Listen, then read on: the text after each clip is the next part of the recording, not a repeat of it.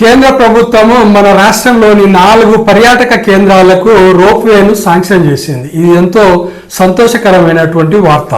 ఆ 4 పర్యాటక ప్రదేశాలు ఏంటివంటే, ఒకటేమో యాదగిరిగుట్ట, రెండోదేమో నాగార్జునకొండ, మూడోదేమో రామగిరి కోట అండ్ నాలుగోదేమో నల్గొండ జిల్లాలోని హనుమాన్ గుడికి అంటే హనుమాన్ కొండ అని ఒకటి ఉంది, అక్కడ దానికి కూడా ఒకటి శాంక్షన్ అయింది.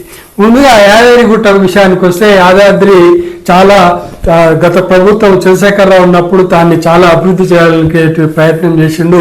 ఇప్పుడు ఈ ప్రభుత్వం కూడా దాన్ని కొనసాగిస్తూనే ఉంది.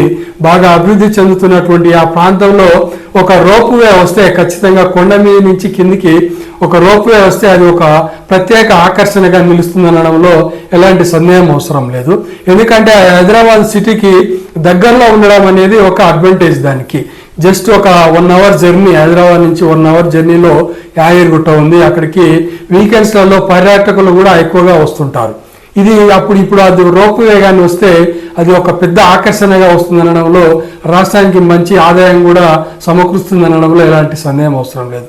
ఇక రెండోది అతి ముఖ్యమైనటువంటి పర్యాటక కేంద్రం వచ్చి నాగార్జున సాగర్. మన రాష్ట్రానికే ఒక వన్నె తెచ్చినటువంటి నాగార్జున సాగర్లో ఉంది. అది దాన్ని మధ్యలో ఐలాండ్ లాగా ఉంటుంది. దాన్ని మనము మ్యూజియం, నాగార్జున మ్యూజియం అని కూడా చెప్పుకుంటాము. ఆ కొండ మీదకి ఇప్పుడు బయట నుంచి మనము పడవలలో వెళ్తున్నాము, ఇప్పుడు షిప్లలో వెళ్తున్నాము అక్కడికి. ఇప్పుడు ఆ రోప్వే ఒకటి డైరెక్ట్గా బయట నుంచి డైరెక్ట్గా రోప్వే ద్వారా కొండ మీదకి చేరుకునేలాగా రోప్వే ఒకటి నిర్మించాలని దానికి కేంద్ర ప్రభుత్వము శాంక్షన్ చేయడం అనేది చాలా సంతోషకరమైన విషయము.